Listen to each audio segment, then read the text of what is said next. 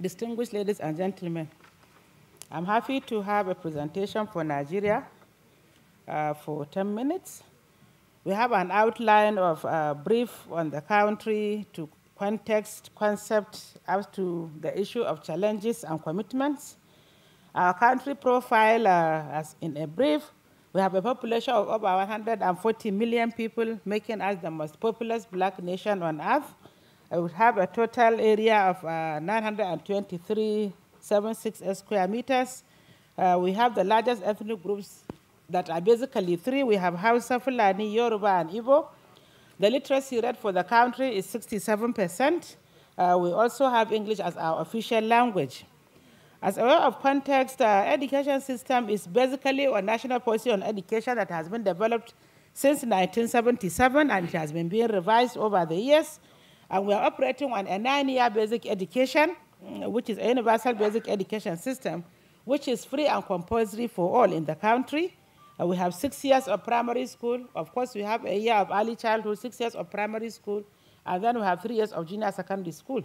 We also have 3 years senior secondary, and then, of course, the tertiary levels. We also have basic education to include adults and non-formal education programs that are basically at primary and junior secondary school levels, and also for the adults that are out of school in terms of programs for both men and women. But particularly here, we are focusing on women. In terms of literacy, it is an integral part of the basic education, which is also important for us to enhance quality in terms of basic education in schools for individuals, and the society considers it to be a very important segment. The government also recognizes that literacy education will also help the individuals in terms of building knowledge, in terms of acquiring knowledge, in terms of capacity building to ensure societal development. Of course, we have several policy framework that has actually been developed in order to address the issue of basic education as well as the issue of adult education, including the education of women. On promoting access and participation of women, we have a goal that promotes and facilitates more equitable access to and participation of women in learning by eliminating barriers to participation. Here also we have a lot of strategies. Some of them are the issue of girls' education project, which have been operating in some of the states of the Federation.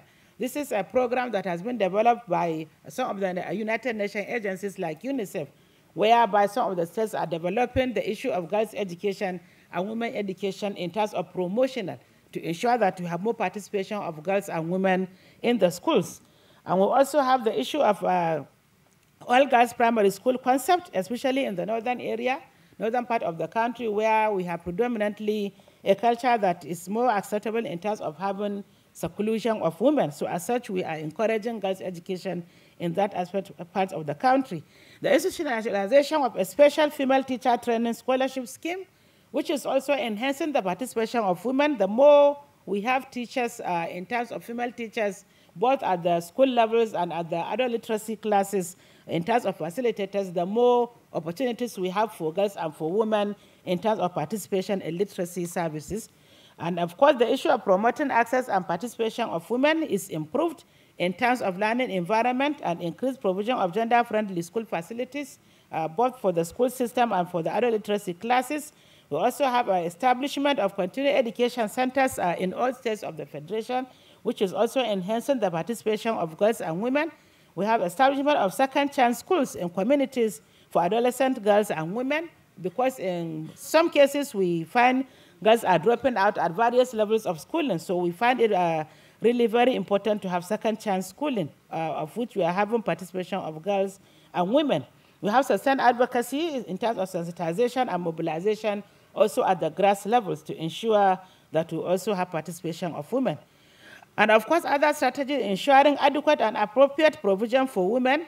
We have strategies to cater for this in terms of conditional cash transfer, which is a kind of strategy that we use together with some agencies in terms of identifying indigent families to support the girl child. So in this case, a kind of money is given to the parent, particularly the mother, and then of course she could use that money to be able to earn some income, and then allowing the girl to participate in schooling. And it is enhancing the issue of participation in Nigeria and addressing the Complaints of inadequate number of female teachers. Also, females in the locality have been awarded teacher training scholarships at colleges of education in order to enhance their capacity, because it is something that the country has to address. We have fewer number of female teachers, which is really negatively affecting the participation of girls and women.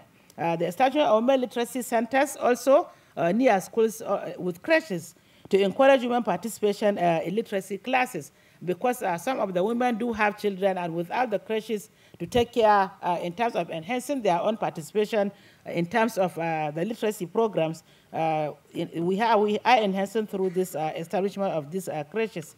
Of course, promoting literacy for development also. We are ensuring learning for individuals, livelihood, productivity, and sustainable development through programs that strengthen social and civic participation. We also have these strategies to include a new and literacy curriculum.